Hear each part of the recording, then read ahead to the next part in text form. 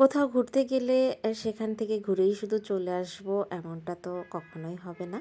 একটু খাওয়া দাওয়া না করলে কি হয়? বাইরে একটু খেতে হবে, তাহলেই না পরিপূর্ণতা পাবে ঘোরাফেরাটা। তাহলে এভরিওয়ান আসসালামু আলাইকুম। কেমন আছেন সবাই? আশা করি সবাই খুব ভালো আছেন। এই তো আলহামদুলিল্লাহ আমি অনেক অনেক ভালো আছি।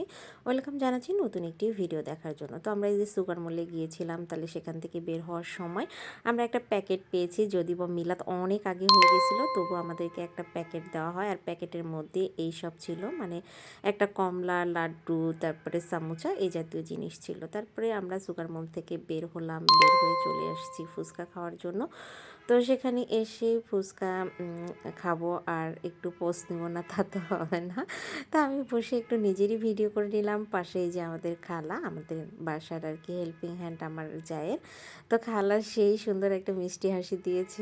তো খালারও একটু ফুটেজ নিলাম। আর এইরকম একটু মজা করতে করতে আমাদের ফুচকা চলে এসেছে রেডি হয়ে। তার এই যে দেখেন অনেক সুন্দরভাবে পরিবেশন করেছে আমাদেরকে ফুচকাটা। আর ফাইনালি খেতেও অনেক মজা হয়েছিল। তো খাওয়া শুরু করলাম। আর সবাই যেহেতু ফুচকা পছন্দ করে খেতে, তো কারোর কোনো না ছিল না ফুচকা খাওয়াতে। তো এইদিকে টক নিয়ে নিয়েছি, টকটাও অনেক বেশি ভালো ছিল। আর জয়পুরহাট স্টেশনের পাশেই এই দোকানটা। তো সেখান থেকে আমরা খাচ্ছিলাম, যদি বা দোকানের নাম আমি জানি না। এর আগেও একবার আমি খেয়েছিলাম আমার জায়ের সাথে। আমার যা ফুচকা খেতে চাইলে এখানে নিয়ে আসি, মাঝে মধ্যে আমাদেরকে ফুচকা খাওয়ায়।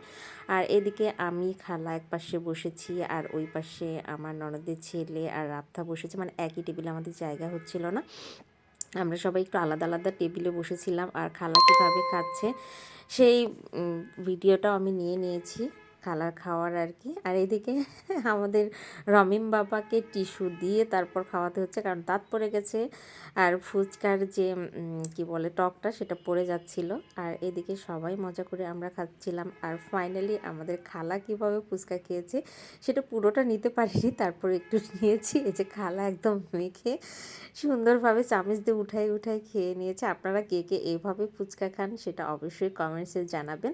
আর ফুচকার এই শপে অনেক কিছুই পাওয়া যায়। এখানে আসলেই এই যে বিভিন্ন ধরনের খাবার আছে, আপনারা চাইলে এখানে এসে খেতে পারেন।